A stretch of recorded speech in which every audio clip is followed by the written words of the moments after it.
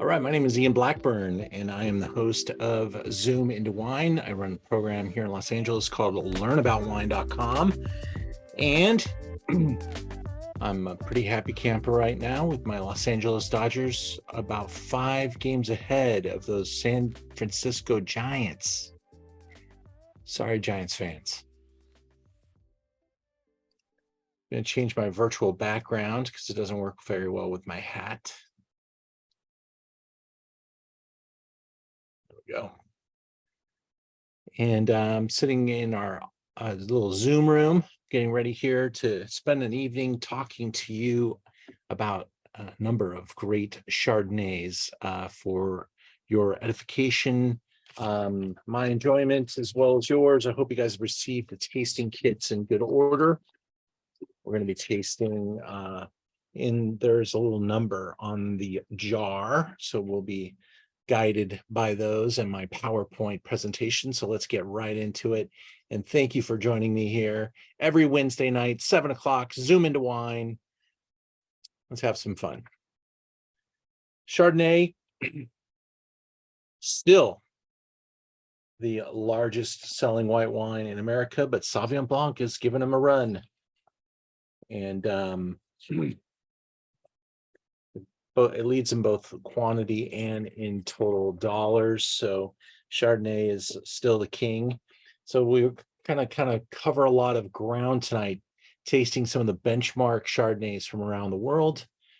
And just in time for our program, the Wine Spectator came out with the Chardonnay issue, where you can pick out a number of great wines. And we actually carry quite a few of the wines in their list, including the Hudson, which I do recommend, made by one of the winemakers we're going to taste tonight by the name of John Kongsgaard.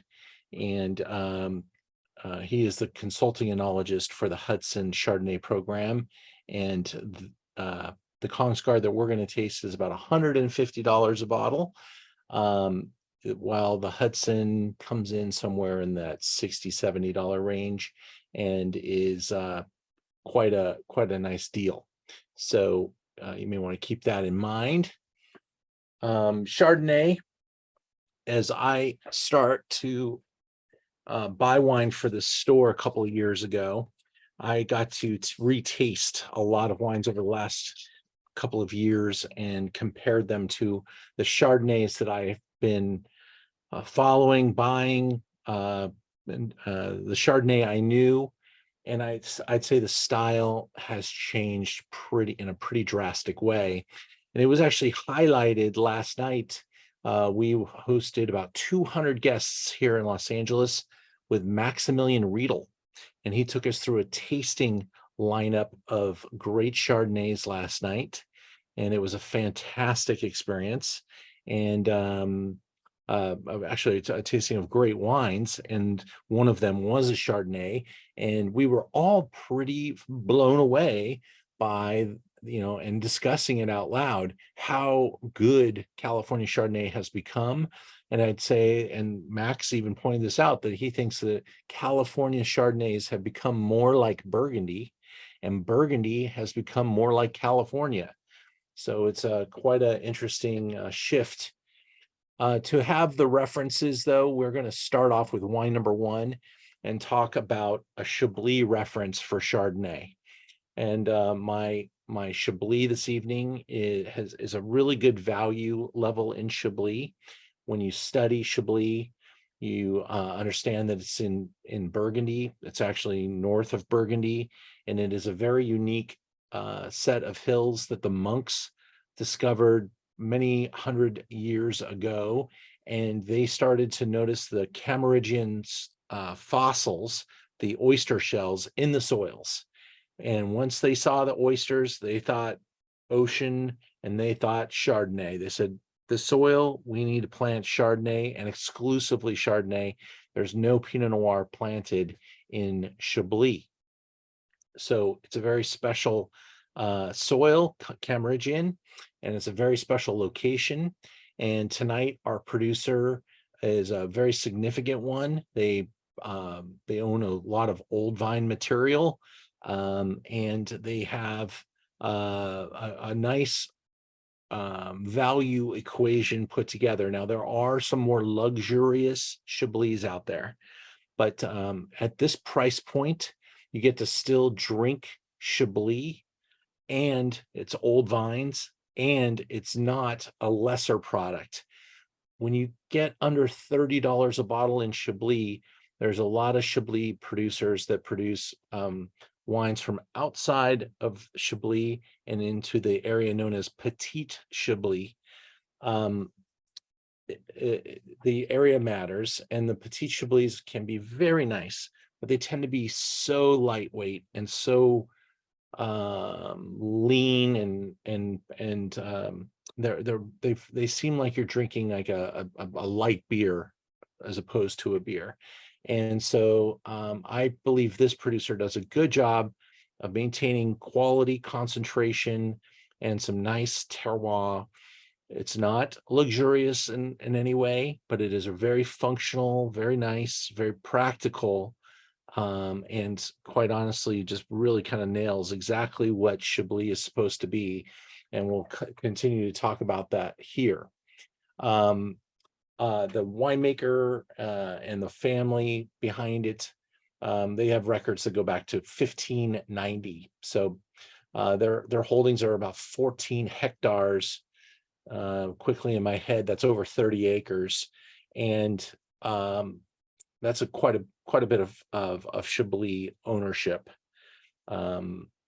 And so they have also some very nice sites, and they really are making a wine that's focused on typicity and sustainability. Very pretty pale gold color with lightish greenish kind of almost like facets that if you swirl around, you kind of look through the glass, you can almost see, because they're picking these grapes very early in their maturation process. We're not looking for fruitiness. We're looking to showcase that minerality, that crispiness, that acidity. You're looking at total alcohols here, 12 and a half. Okay. And so they're picking pretty early in the process, fresh and expressive. And this is a 2019. And I love Chablis at all age spots, but once the Chablis hits about 4 or 5 years old, I really think it hits another tier, another level. These wines are drilling with acidity. They're tight. They're really focused, and it just takes on a added notion in the nose and the mouth and the flavor profile. Let's swirl this wine around and give it a taste and see what you think as we look over at some Chablis vineyards.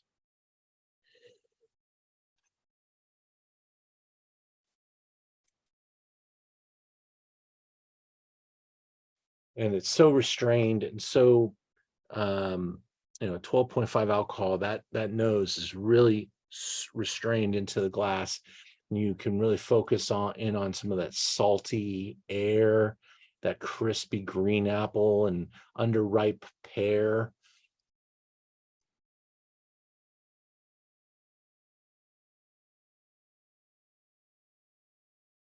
Couple more pictures from the estate, and you can just see these soft rolling hills. Everything's on a slope, and the soils are just really consistent and endless in the Chablis region with this Cameroonian fossiled soil. Here's our bottle, $25.95. You get a discount on this wine tonight. And you can pick up a really nice bottle of Chardonnay that's so good with seafood, so good with oysters, so good with the hot weather. I like it with just a nice roasted chicken. I make a lot of salads. I do a lot of Mediterranean stuff with hummus. I use Chablis as kind of my house white. That's what I prefer, is something light, not going to knock me down with 14.5, 15% alcohol, just a glass. I might transition too from something light like this into a fuller body wine, a red wine or a bigger white. If I were to move into another course or move into, more conversation with folks. This is really about food and having it with some great stuff. Got to have a wonderful shrimp cocktail last night, and I could totally wish I had the Chablis with me at that time. Um, I was forced to drink champagne, but um, Chablis and a shrimp cocktail worked out really good, or the champagne worked out pretty damn good too. Um, so that's our first wine. Love to get you guys to think about using our little chat box and maybe even take a little hit at writing a little review of the wine.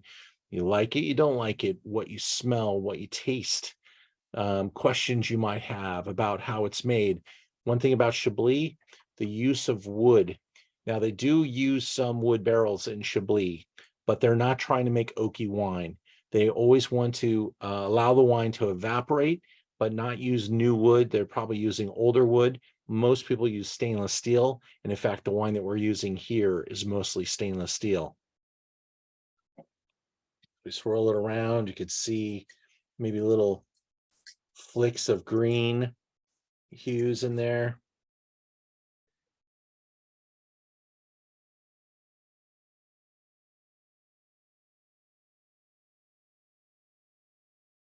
Very bright and clean, refreshing, lean, leaves your palate really kind of tuned up, just erased all the flavors of the day.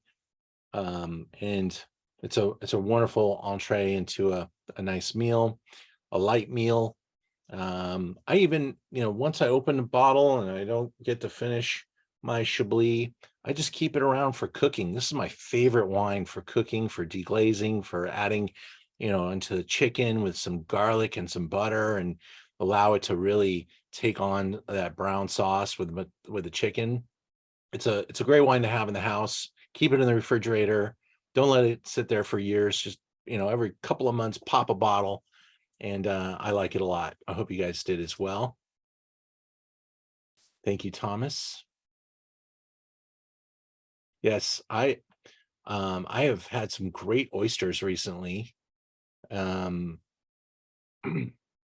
I thought you were supposed to drink or have oysters in months that end in ER. I guess that's probably not even a thing anymore with the way seafood is, so not we're able to get great seafood from Canada and from Europe and Japan, and just, the sourcing part of it.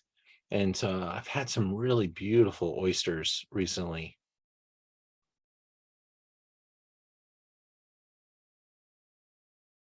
Marie, you liked the minerality in the nose. Yes, that is the word, minerality, like minerals, the minerality. You can smell that almost first. And in a blind tasting, if you smell that rather than fruit, you can probably guess that you're in a cooler place like the old world. And because you smell that minerality first. If you're in a warmer spot, you're going to smell that fruit first. Thanks, Wendy. I'm glad you like the wine.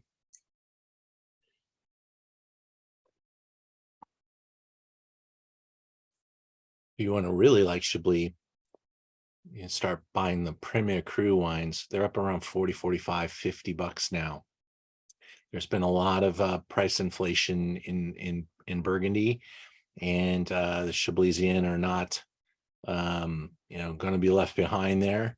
The wines have gone up significantly, and there are some very famous producers that fetch way more than that.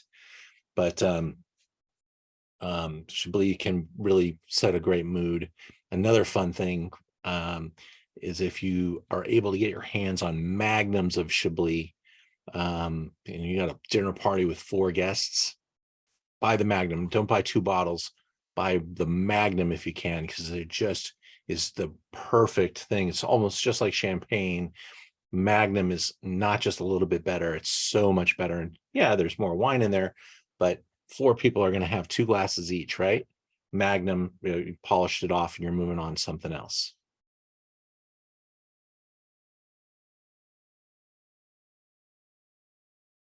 You still think that the R thing is necessary, George, and the oysters? I'm not so sure. I'm seeing a lot of oyster places with a lot of oysters. I think that was a thing back in the day, just like you weren't supposed to eat your pork chops medium rare. That's not really a problem anymore. All right. Let's go into wine number 2.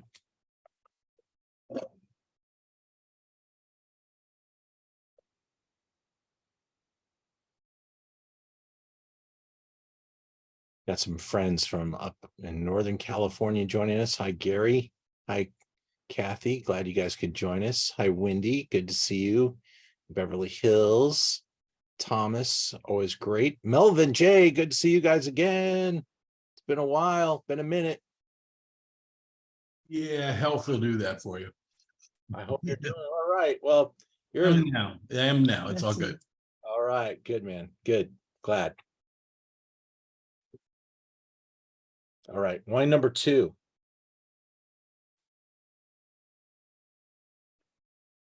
South of Chablis, south of the Côte d'Or, in the Mancon. There are 2 villages right next to each other called Puy and Fissé. And they decided to make their wine together. The better place in the Mancon, Puy and Fissé. And so they worked it out, and they share the title and the name of the wine. And it became a huge thing. Puy Fissé used to be one of the largest imported white wines in the late 60s, early 70s. It was like everybody's favorite white wine of France.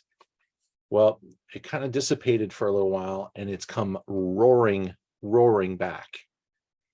Again, we're in Burgundy. And a closer map, we would show you Mancon and the towns of Puy and Fissé right next to each other. And I may still do that. Let's see if we have a surprise here in my PowerPoint. I asked her to do it. So, but here's our winemaker. And Domaine Pierre Viscaude is located in the hamlet of Puy, in the heart of the Puy Fissé appellation. It was founded in 1839, and it's been family owned and operated ever since. Pierre is the 5th generation to manage the estate, and he took over in 1988.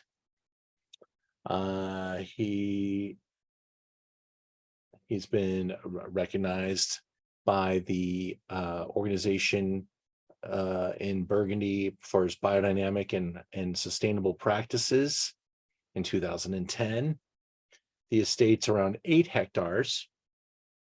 3 hectares are in Mancon and 5 in Puy Fissé. So he probably makes a little bit of Mancon village, but the primary wine is their higher end Puy Fissé. Everything's done by hand. The average vine age is 35 years. And these soils are a little more chalk. And there is still some sand and seashells in the soils here, but very limestone, very chalky limestone. Then I have a little slight elevation, 200 to 250 meters. A very high vineyard planting density of 8,500 plants per hectare. Divided by 2.3, you're looking at maybe close to 3,000 vines per hectare. That's pretty tightly planted. The only additive in the vineyard is copper sulfite. That's to help keep odium or any type of disease pressure away. When it's cold and wet, you might get some rot in the vineyard. And copper is a naturally occurring and organic solution that helps protect the vines from odium. Grapes are harvested manually in small boxes and are pressed off without destemming, so whole cluster pressing.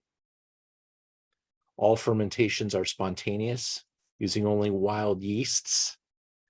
Malolactic fermentation takes place in the barrels. And because this is an elevated wine, all of this wine is made in French oak barrels. but they range in years from 1 to 10 years of age. So the older a barrel gets, the less impactful it is. And probably here you're looking at 15 to 20% new wood each year. So a small percentage of new wood. The goal is not to make the wine oaky, but to keep it fresh and crispy and allow it a little bit of time in evaporation.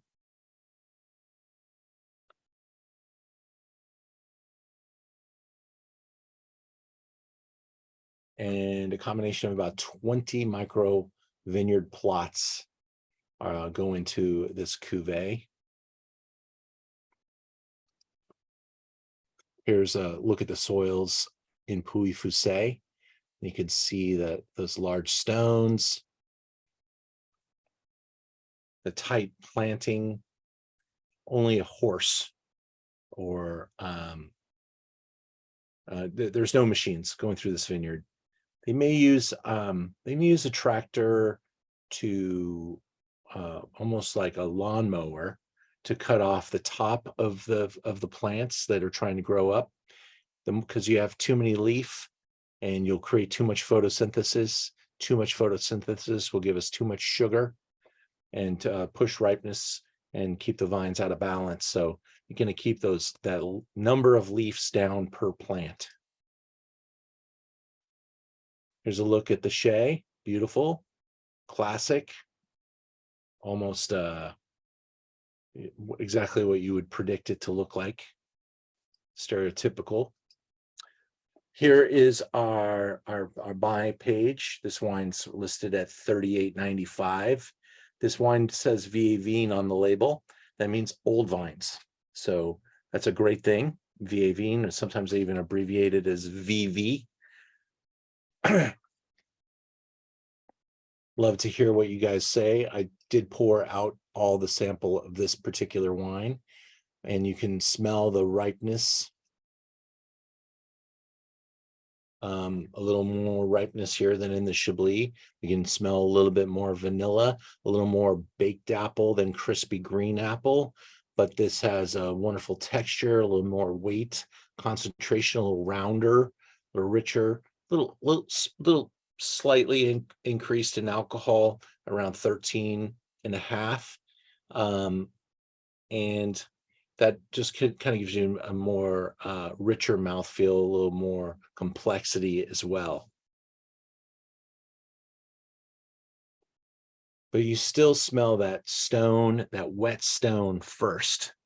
And that's still, a classic. This is Burgundy. This is Southern Burgundy. This is Macon Pouilly-Fuissé. And Macon Village would probably be, somewhere in the 20 to 25 range, where the better village or villages of Pouilly and Fuissé take it up to 40 or higher. How's that one treating everybody?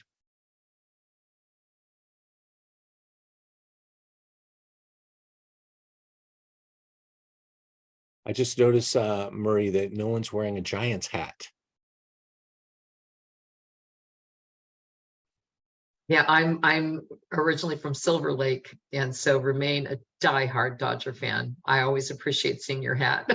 No, Ian, do you want me to go get my Giants hat? I mean, I told my wife I was going to do it tonight, but you've been wearing that really ugly, butt ugly Dodger hat. I can always change my Dodger hat. I got a couple different flavors here today. Maybe we should stick to wine, Ian. Yeah, I know. You wouldn't be saying that if you were in first place. You guys were, I would be probably talking more if we were in first place. you guys still have great opportunities in the postseason, though. Just wait till football season. All I can say is that. Okay. I could care less about football, to be honest. Oh, okay. Yeah. I'll root for whatever game I'm going to. All right. Let's see. Marie, are you asking me a question there? I'm asking the guys from Burlingame. Oh, Leonard's fun. I have, yeah. I've been there. I don't know it well. So I know where it is. Like Interesting. Burlingame, though, that's a wonderful town. Yeah. Nice. I can look down to the bay from my house, which is nice. Maybe I should go outside. It's a nice night. Very good. Wine number 3. When we talk about classics and we talk about California, there's one wine that probably summarizes that what the classic California Chardonnay has traditionally tasted like. And Rombauer has that patented so well. The family owns Rombauer, does a really good job of making this wine every year. It's a big hit. It's a big seller. They have made an untold fortune selling this wine.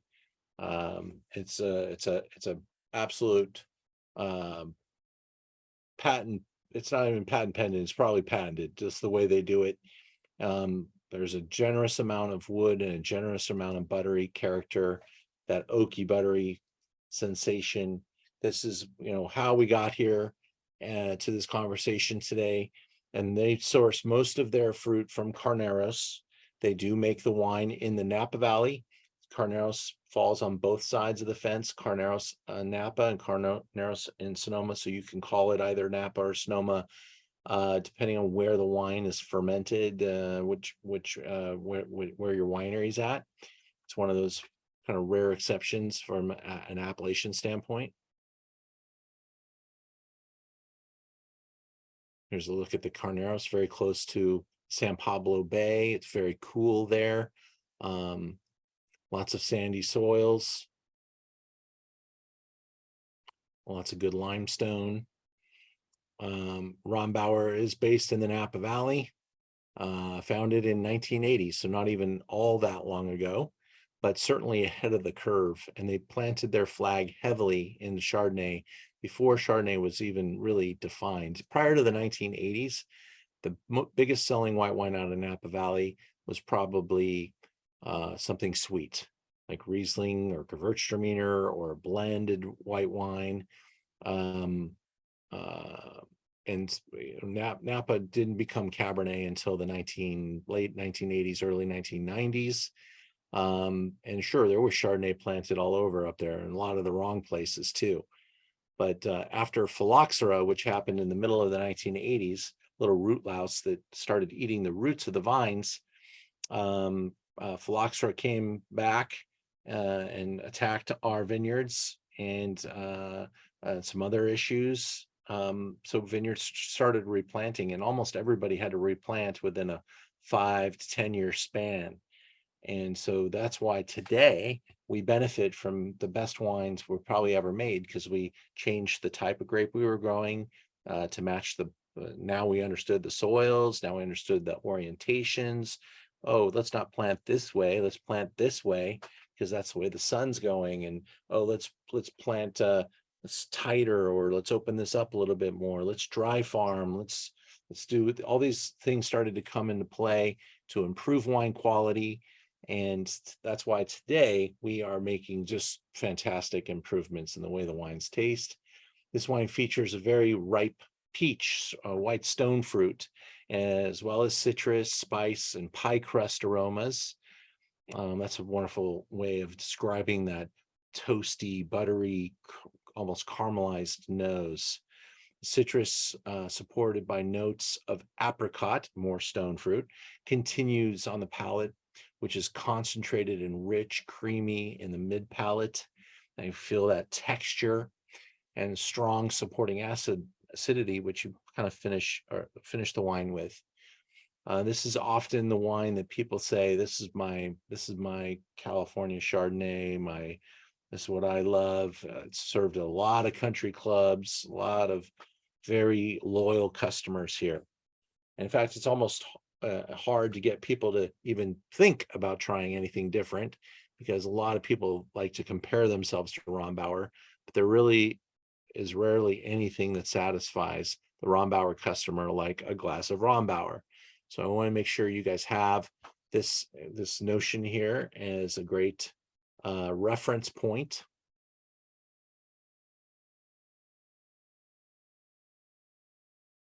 it is a wonderful place to visit. They do everything very well, and they understand great customer service and very friendly people.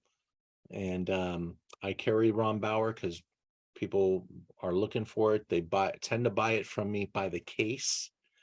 My price is very good, and I ship in California for $10. So I'm probably one of the best prices around. You might be able to beat me by $1 or $2 in some deal somewhere, but then you're going to pay 40-50 bucks shipping. So my price is really hard to beat. You tried aging Ron Bauer once and it didn't go well. That's what you said there, Thomas. That's funny. Yeah. Our California white wines, I would say Chardonnay, it typically is really a 5-year aging experience.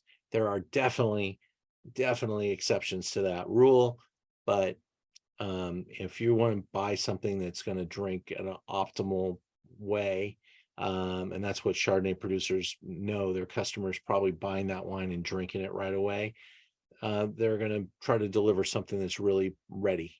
And so with that in mind, I wouldn't push your typical California Chardonnays out past 5 years, and they're probably even better inside the first 3. Here we are at 36.84. I do think very, very soon I'll be forced to raise this price. They keep ticking this wine up a little bit at a time in price point. And if someone bought everything I had right now, I'd probably lose money on the next case that I'm buying. And so I think you're going to see really close to $40 a bottle on my website in the next couple of weeks.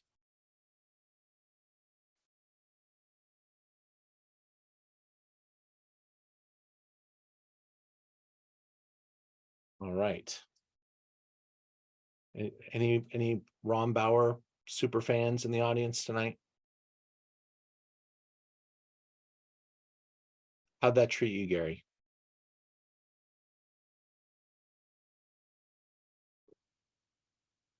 This is Good, Kathy, but I've always loved Ron Bauer. Yeah, it's her favorite. All right. Excellent. Well, so you're loyal and you've found something you love, and that's great. We've been there a bunch of times.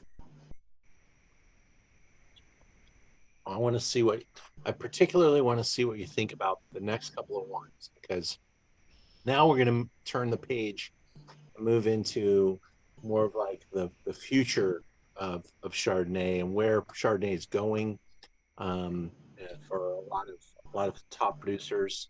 Some really exciting wines here. Here we go. Our next Chardonnay comes from Santa Rita Hills in Santa Barbara, where Chardonnay and Pinot Noir are the dominant grape varieties, just like in Burgundy. These hills are very close to the ocean.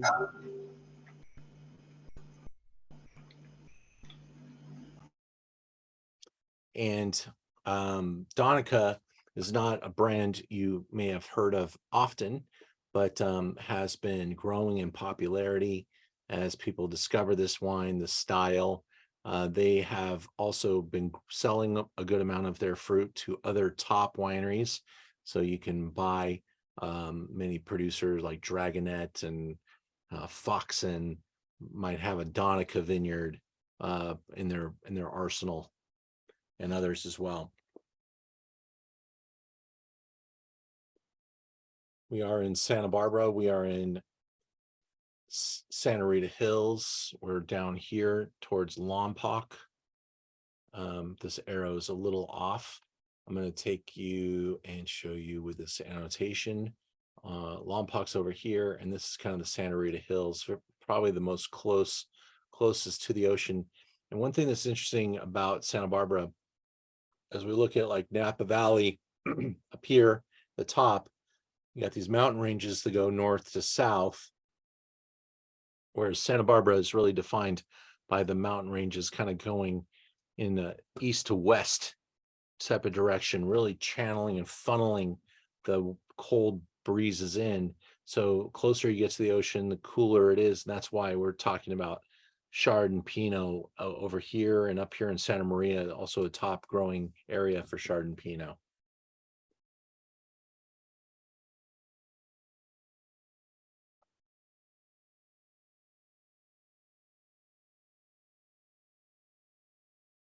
Got a little video here for you. Outstanding, Ernst. And tell us about how you got to Santa Barbara and where you're from and all that good stuff. Yeah, so I'm South African. Grew up in South Africa. Studied wine out there, and in 2003, I wanted to explore something different. Came out to California to do a harvest, and really fell in love with the area. I came down to Santa Barbara and saw a lot of similarities between the area I was from, the Walker Bay area in South Africa, and yeah, the rest is history. I found a job here, and I was able to build my brand, and along the way meet people like Drew Duncan, and we started Tonica. You know, so it's been a very it's been a good ride. It's been very educational, and yeah, it's every year I pinch myself and say, like, I'm very extremely lucky to be here, and you know, work with good vineyards and good things. Yeah, so making wine in Santa Barbara, cool climate, classic wines, you know, and yeah, that's it. But Donica, tell us about the name. Well, so Tonica is Scottish Gaelic. I think I remember this being a problem before, so I'll just talk over the top here because the sound quality just went crazy. But they were talking about the name of Donica, and it's 4th century Scottish Gaelic roots for Duncan, and he's the owner of Donica. Ernst Storm has been making the wines. He's a South African of merit. He actually made great wines in South Africa. So did his brother. And now here we are in Santa Rita Hills at the Donica property. Beautiful hillsides that are just completely blown by the ocean breezes all day, keeping the plant sizes really small. The vines struggle to grow, you know, making very teeny berries and with extra concentration and extra character. And there's a real interesting relationship between the wind, the soil, the overall temperature that makes Santa Rita Hills one of the great spots in the world for Chardonnay.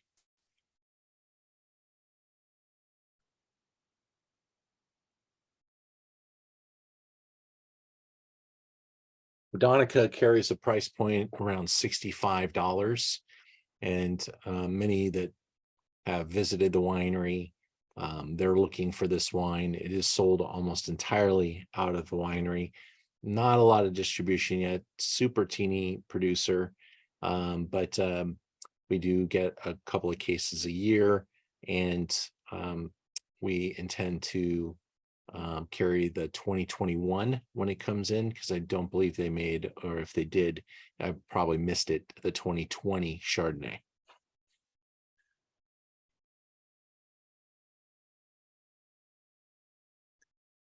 And I'd love for you to contrast the wine that we just had, Donica, with the others. And I think it's kind of got a little bit of 1 foot in the old world, 1 foot in the new world. That's kind of where Ernst comes in, because that's what you kind of do in South Africa as well, kind of embrace that cool climate and yet bring out some of those slightly riper and slightly richer characteristics. There's just something so piercing and intense and wonderfully stimulating about the style here. This really does represent kind of a newer idea, a little bit about the technology, how it's picked, when it's picked, and then the process and its exposure to oxygen, the amount of malolactic fermentation, time in wood, all these things have kind of tweaked a little bit. Not as much new wood, not as much time in wood, not as much malolactic, a little bit cooler fermentations, and a lot of very clean and natural winemaking processes that kind of go into layer in why this wine is the way it is. When we're done tasting, I'll ask you for your favorites of the night. What enjoyed the Donica.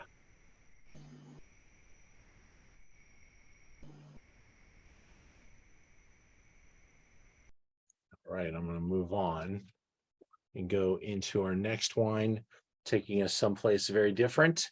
Some of you may have tasted some of these wines with me recently. I'm very bullish about the future of this brand. This is Chakra. This is Patagonia.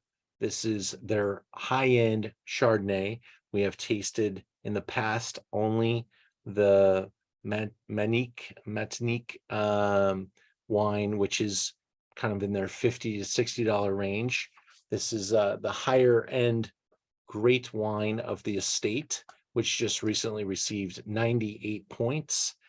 Patagonia is in southern Argentina, real close and inside of a forest.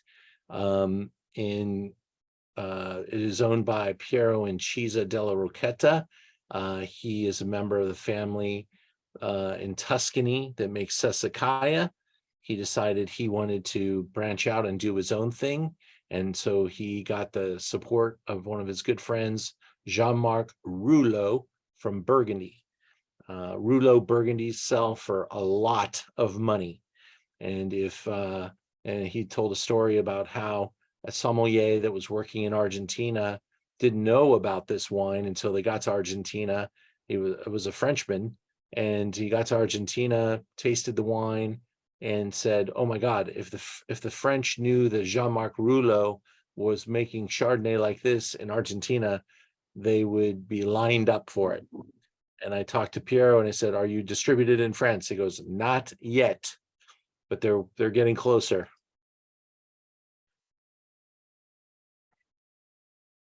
Of course, France and their accepting of Argentine Chardonnay probably would be a pretty big challenge in getting it out there, but I'm sure the Jean-Marc Rouleau connection will really help. And so Jean-Marc is not hired as a winemaker. He is a partner. He does all the Chardonnay himself. Piero just stays out of his way and lets the master do his work. And that's what he's really enjoying. But Piero had everything to do with selecting this site. And it's a very special site. They found some very old vine material. He tasted wines from this area. He knew there was some innate qualities to it, and he brought a level of experience, expertise, and a very high standard to the area. And now James Suckling is going crazy, giving him huge scores for these very clean, very precise, very pretty, very focused, and powerful Chardonnay, powerful in a way that it has great ageability. And I would say, unlike the Chardonnays of California, this wine has probably a 10 to 12 year window.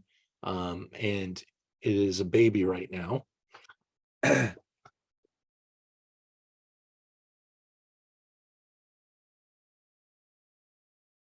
Here is the Chakra facility that Piero built. Beautiful and modern. There's a picture of Piero. And this wine carries a price point of $120 a bottle. It is not an everyday experience for most of us, but this is what great wine tastes like. And if you go to Wine Searcher and put in ROULOT, Rouleau Meursault, you'll see that he gets $800, $900, maybe $1,000 a bottle for his Meursault. and a relative bargain at $120 a bottle.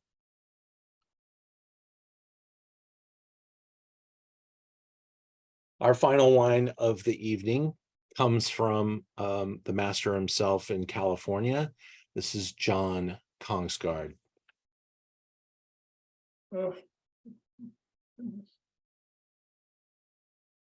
Lydia, I'll talk about why that Argentine wine will age better than the Rombauer in just a moment. And it, well, maybe I should do that right now. So the question was asked, why would that Chacra wine age better? And it comes down to fact that as we're drinking this Chacra wine, we're noticing that it's still very firm. It's almost, and it got kind of an underripe sense to it. Very crispy, very tight, high tension, lots of acidity. And this wine is built to be purchased and aged and enjoyed in time. At Rombauer, time is an expensive ingredient. So Rombauer is taking that time factor and really trying to amp up the wine by letting it get a little riper and do some things of the winery that allow that wine to drink as good as it can drink right away. And that's just a difference in philosophy, and these wines have very different end games. So that's the difference there. When you're growing in a cooler, I mean, we think of Carneros as a cooler part of Napa, but it's still a warmer place. And in Patagonia, it's a much cooler place. And so when we pick the grapes, we can measure the acidity and the pH. And the pH on that Chacra Chardonnay is close to 3.132, 3.3, and the pH on the Rombauer is probably closer to 3.5, 3.6, 3.7. Water has a pH of 7, and it's that low pH that is actually more powerful, because the way the math works, the lower the number, the more powerful that hydrogen molecule is, and the more tension and the more resistant it is to allowing any type of bacteria to grow. So we cannot have bacteria, harmful bacteria, grow in wine that has a pH lower or stronger than 4. And so as you get closer to 3, that wine's going to feel really, really tight. And that's why these old world wines, those French wines, the Italian wines, they have that tightness, that tension in our mouth. And that's why in our California wines, such as this Kongsgaard, it's going to feel exotically ripe and rich and hedonistic. And that's a great transition into our last wine from Kongsgaard, again from Carneros. Yes, I told you earlier about the Hudson Vineyard Chardonnay that made the big article in the Wine Spectator. John Kongsgaard gets his pick of vineyards that are owned by Mr. Hudson. That is a large ranch, by the way. The Hudson Vineyards, about 2,000 acres. And there are many different angles, sites, soil types, all types of stuff. It's mostly Chardonnay at Hudson. And Kongsgaard has his pick of vineyards. He's willing to pay dearly for the fruit, and his customers are willing to pay dearly for his wine. John Kongsgaard has an incredible history of making great Chardonnays. Was the winemaker for Newton when Newton was at the top of the food chain. Newton Unfiltered Chardonnay was the one to buy, and it was John Kongsgaard that was the winemaker there. He left Newton, he started at some point in his life making his own wine and grew his audience and grew and grew. And now the supply of his wine is outstripped by the demand at such a rate that people will pay very dearly for his wine. So here's the resume, 20 years of winemaking in the Napa Valley. I have a very good relationship with Mr. Kongsgaard's winery and get this last year I got a little bit of Albarino, just sold out of that. I get a little bit of his rosé because he makes phenomenal rosé as well. Everything he's going to put Kongsgaard's name on is going to be top quality. And I get some Chardonnay, and this year I got a special treat, which I'm going to show you guys on the website in just a moment. Don't let me forget. So this is Hudson and Hyde are the two vineyard designations that go into this. I forgot about that Hyde vineyard, very important vineyard, Hyde. And his ability to coax out, listen to this description: the classic tangerine oil and creme brulee richness, aromas over intense marzipan and nectarine flavors. The palate is broad but still well mannered. The finish is long and positively saline, dare we say minerality. Yeah, maybe.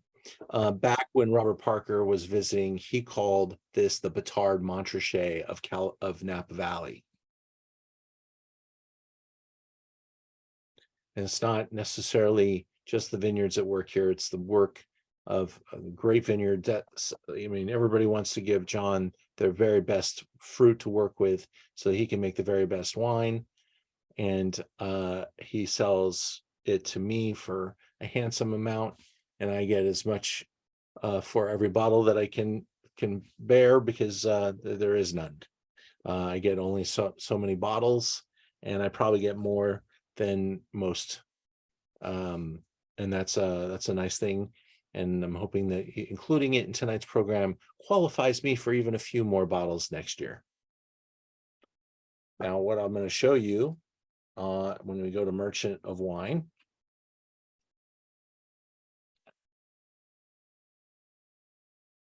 we put in Kongsgaard's name in the search bar, you can see the rosé.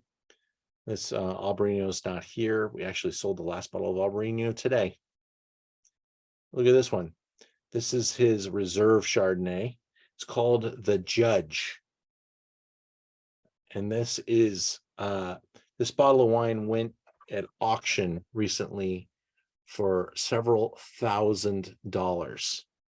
And so the demand for this wine is kind of obscene. The price point is crazy, but you can buy both bottles that I got this year tonight if you'd like to. They're there.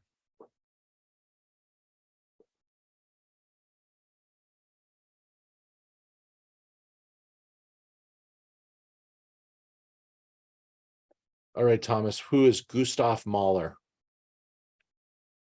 See the artist on the label? No, he was when you saw Kongsgaard in his cellar with the barrels, there was the picture of him in the background was Gustav Mahler. Okay. And he was a very famous composer. Got you.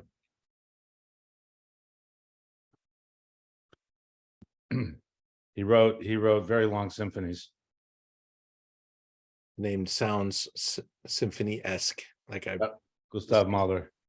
I've been at the Hollywood Bowl, I'm sure, with our own Gustav. Dudamel? Yeah. He actually does play a lot of Mahler. So you would probably either that or at the Walt Disney Hall, one of the places. Yep. Fantastic. All right, so let's weigh in. Which one did you really enjoy tonight? Marie, you met Mr. Hudson. He's a fantastic individual, and his wine making facility is so beautiful. Yeah. He came down to Silver Lake Winery years ago, and it was a food and wine pairing. And he brought food from his farms. I mean, it was beautiful as well. But, you know, I didn't really think I liked white wine back then. And he said, I make this Chardonnay for red wine drinkers. And I thought that was really appropriate because I thought it was fantastic. Yeah, that's a good way to describe it. Mm-hmm. It's a big mouthful of wine.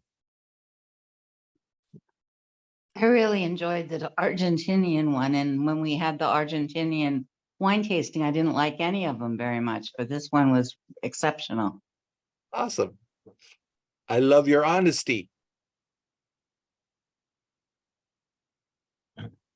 So we really enjoyed the Rombauer, but we've been Rombauer fans for years, so.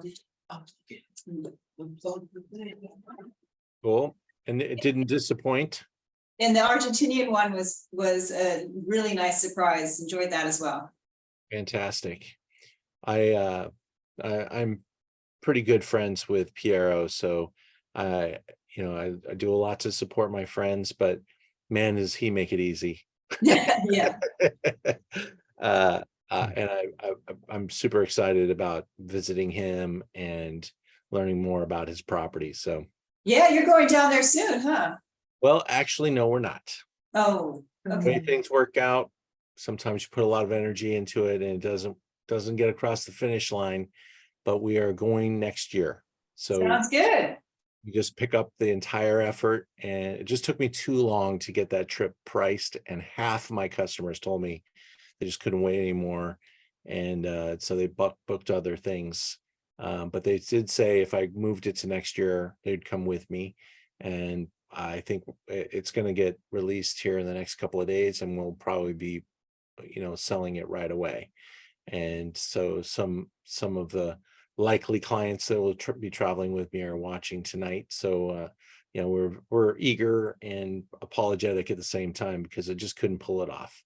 But that's the way the travel game works for us. Absolutely. Is, Yeah. is there anything interesting happening with Chilean Chardonnays? I do believe so. I really love the coastal wines of Casablanca, and I will say that it's hard to get the better ones here, especially in California. They do sell them pretty aggressively on the East Coast, but bringing a Chilean really top quality Chardonnay to California is a pretty tough sell. And so you have to know what you're looking for, and hopefully you're able to get it here. The distributors don't get very much of anything except for the bigger brands that go to grocery. But even those can be pretty delicious. And dollar for dollar, a little Casablanca Chardonnay is a pretty tough wine to beat. I really like also some of the Chardonnays that I taste out of, I could have included something from the Margaret River. Of course, my favorite is the Lewin Estate on the Margaret River. It's kind of a no-brainer benchmark classic, super delicious and very different in its own way. I also think Oregon has rediscovered a new version of Chardonnay, because they came out with Chardonnay back in the 90s and it was not good. And they went back to the drawing board, and they'll all tell you that. And they really kind of redid how their approach, because they were trying to come after the California Chardonnay market. And now they're a little more like some of the other ones that we tried tonight, a little more restraint, a little more fruit focus, purity focus, intensity, and making some real eye-popping wine. So those are some of my favorite places. There are many other brands I could have included tonight. Wish I could have included tonight. But one other I'll mention that I don't actually have in-house at this time, but I'm a big fan of some of the Chardonnays out of New Zealand as well. And there's one particular brand called Kimu River, which is quite delicious, collectible special, Kumeu. It's a really special wine when you find it, and competes with some of the best in the world. But inside of California, I think we did a good job tonight with our Santa Barbara and our Carneros references. I hope you enjoyed the Chablis, the Pouilly-Fuissé, And I'm glad that the Patagonian superstar lived up to the hype tonight. Um, uh, some of these wines carry different price points, and that price point really comes down to how much effort, reward, how much does that fruit cost, and when you're making a small amount of something and you're putting the same amount of labor as in a large production, you got to monetize that. And so some of those bottle prices are really just about how much work and how much effort are going in there, because if they could keep the prices lower, they could sell more of it, and they would. But it's all calculation. The long game is they've got to make the right price point appear so that people will come back and buy it again. Ian, this was a lot of fun tonight. Thank you for that. You kind of had me with the Chablis, to be honest with you. I'm a big fan. I don't drink a lot of it, as I said in my chat, and I don't know why. Every time I do drink it, I say I should be drinking more Chablis. If you ever wanted to do just Chablis, I'm in. Cool. I think I could do that, and I could show some fantastic Premier Cruise. Yeah. And what's really I love it. fascinating is how even though they're right next to each other, there's going to be subtle little differences, and the winemakers there are just so focused on showing off the terroir that they're all their practices are very, very similar, and it's just letting the fruit do the speaking. So that would be a fun program. We could do that probably not too far off. I might have to bring in some Hog Island oysters to have here while we're doing it, and make everybody jealous. But this was excellent. Thanks, man. Appreciate it. Well, appreciate you all for joining me tonight. Thank you. We have a number of very fun Zooms coming at you. And if you'll allow me, I'll show you the upcoming Zooms. Of course, that's at zoomintowine.com. And when I get there, open up the page and you can see next week, Heroes of Pinot Noir. This may be sold out today or tomorrow, down to the last couple sets. So that's a really special flight. We used to call them Stars of Pinot, but now that we're doing our live events, we're calling our live events Stars of Pinot, and our online events that get the big efforts from us are called Heroes. So be on the lookout for that. Heroes of Pinot. Then we followed up with some great values from the Loire Valley, going from Melon de Bourguignon with a Muscadet into some great Sancerre and Vouvray, and then into some Cabernet Franc and Gamay wines. So join me for a little focus on the Loire Valley.